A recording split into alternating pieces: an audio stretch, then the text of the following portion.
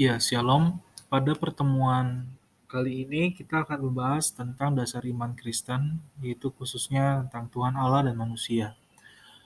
Pembahasan mengenai Tuhan Allah dan manusia itu penting dalam memahami iman Kristen, karena tanpa adanya Tuhan Allah, maka manusia tidak ada, dan tanpa adanya manusia, maka apa yang kita pelajari tidak akan pernah terjadi. Jadi, kedua hal ini menjadi hal yang penting agar kita memahami betapa Tuhan Allah dan manusia itu memiliki hubungan yang begitu erat.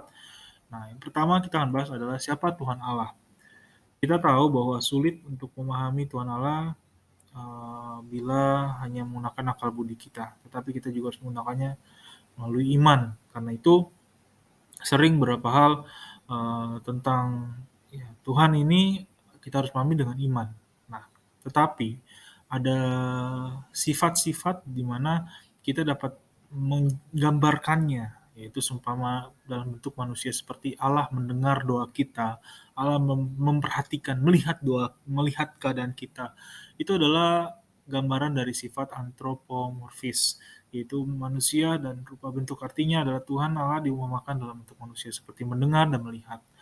Nah, kemudian Tuhan Allah pun berkenan, yaitu menyatakan dirinya kepada manusia, itu agar dikenal. Khususnya ketika manusia jatuh dalam dosa, nah, pengenalan ini semakin jauh karena manusia dalam mengalami rasa ketakutan dalam dirinya ketika dekat dengan Tuhan Allah. Jadi ada beberapa peristiwa dalam Alkitab di mana Tuhan Allah itu digambarkan dalam penyebutan nama seperti Jehovah Jireh, Jehovah Rafa. Nah, ini adalah memberikan gambaran tentang pribadinya, di mana dia Allah yang menyediakan, di mana dia Allah yang menyembuhkan. Nah, dia dinyatakan dalam penggambaran itu melalui nama-nama pribadinya. Kemudian kita juga membahas lebih lanjut itu mengenal Tuhan Allah. Nah, karena Tuhan Allah itu tercatat sebenarnya di dalam Roma 1 ayat 19-21, di mana itu melalui karyanya, itu alam semesta, katanya Alkitab, di mana orang dunia pun sebenarnya itu orang-orang yang enggak memiliki agama dapat tahu bahwa alam semesta ini ada seseorang yang berkuasa. Nah, kita sebagai orang yang Kristen, kita memahaminya itu adalah melalui juga karyanya bisa seperti itu. Sehingga ketika kita melihat gunung yang indah, pantai yang bagus, kita bersyukur betapa Allah baik dalam kehidupan kita. Nah, Immanuel kan juga menyatakan hal ini. Seorang filsuf juga dia mengatakan bahwa Tuhan Allah tidak hanya terdapat dalam pikiran manusia, tetapi juga dalam kenyataan. Nah, jadi penerangan Tuhan Allah dalam hidup manusia haruslah disadari bahwa Tuhan Allah itu ada dan nyata sesungguhnya.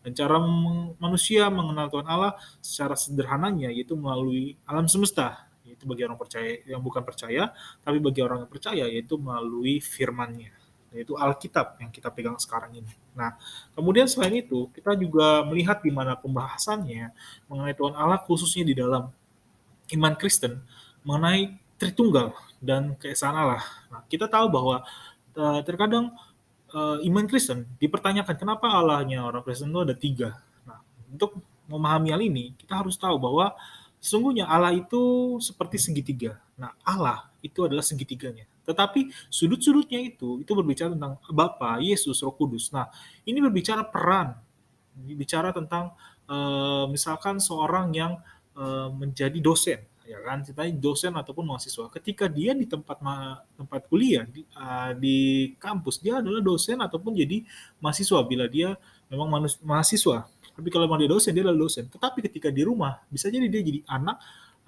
Ketika dia memang memiliki orang tua, dia jadi anak. Tapi ketika seorang dosen dan dia memiliki keluarga, dia adalah sebagai seorang ayah ataupun ibu. Nah, jadi inilah yang menjadi gambaran di mana sebenarnya Tuhan itu esa.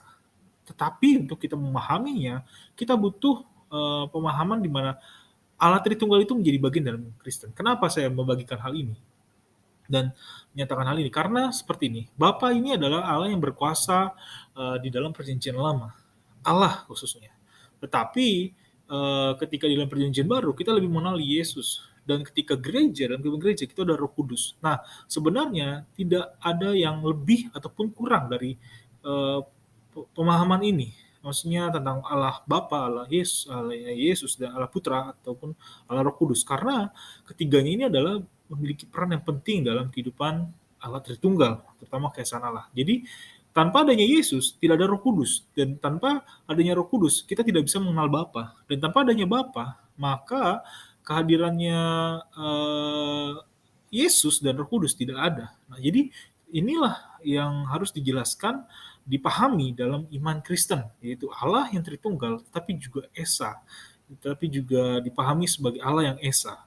Nah, kalau kita tidak memahami hal ini, maka pengenalan akan Allah yang sering kali ditanyakan di dalam iman Kristen akan sangat sulit dipahami atau kita mengerti. Nah, selanjutnya itu mengenai siapa manusia. Nah, manusia di dalam Alkitab ada tahap-tahap penciptaannya. Ya, kita lihat bahwa Tuhan Allah itu menciptakan terlebih dahulu benda mati, misalnya batu-batuan. Kemudian benda hidup, itu dunia flora. Kemudian benda hidup dan berperasaan, itu dunia fauna, itu binatang. Kemudian benda hidup yang berperasaan dan sadar akan dirinya, itu manusia. Jadi manusia adalah makhluk tertinggi dalam derajat dan juga martabatnya, bahkan adalah mahkota ciptaan Tuhan Allah. Dan Tuhan Allah mengatakan manusia adalah serupa dan segambar dengan dirinya. Nah, di sini kita akan menemukan di mana perbedaannya manusia dengan ciptaan yang lainnya. Yang pertama, manusia itu diciptakan serupa dan segambar dengan Allah di Kejadian 1 ayat 26. Kemudian, di mana manusia juga adalah memiliki tanggung jawab untuk menaklukkan dan memelihara, juga mengusahakan ciptaan Allah yang lainnya. Jadi manusia bukan hanya diciptakan serupa dan segambar, tetapi memiliki hak yang di mana dia dapat memelihara dan menikmati semua ciptaan Tuhan dan juga harus mengusahakannya. Jadi ada kewajiban di situ dan ada tanggung jawab di mana harus menjaga ciptaan lainnya ya, sebagai kepercayaan yang diberikan Allah. Dan manusia barulah memiliki hidup pada saat Allah menghembuskan nafasnya. Dan terutama kita harus sadar manusia juga memiliki kehendak bebas. Nah, manusia dihembuskan nafasnya berbeda dengan ciptaan yang lainnya, yaitu binatang, tumbuh-tumbuhan itu nggak dihembuskan nafasnya di Kejadian 2:7. Tetapi manusia dihembuskan. Kemudian kehendak bebas. Malaikat tidak memiliki kehendak bebas ketika diciptakan. Karena itu ketika Lucifer melanggar kodrat dirinya sebagai pelayan, maka dia nggak punya pilihan. Tapi manusia bisa memilih. Makanya ketika Allah menciptakan manusia, dikatakan seluruh buah di taman pohon ini baik semuanya. Tetapi pohon pengetahuan baik dan jahat tidak boleh dimakan. Itulah kehendak bebas. Jadi di dalam kehendak bebas kita harus pahami ada pilihan. Inilah yang menjadi perbedaan manusia dengan ciptaan lainnya. Nah, ini aja yang menjadi materi dari pembahasan dari pertemuan kita mengenai Tuhan Allah dan manusia. Nah, jadi ketika kita memahami hal ini, harapan saya kita semakin bersyukur. Karena kenapa? Karena Allah sesungguhnya menciptakan kita mulia dan berharga, dan juga pribadi Allah yang kita pahami sebagai Tritunggal tetapi juga Esa, itu memberi kita suatu kepastian di mana Bapa mengasihi kita di dalam Yesus, dan Yesus mati untuk kita itu melalui pengenalan kita di dalam Roh Kudus. Jadi Roh Kudus membantu kita mengenal kenapa Yesus mati, kenapa Yesus yaitu juga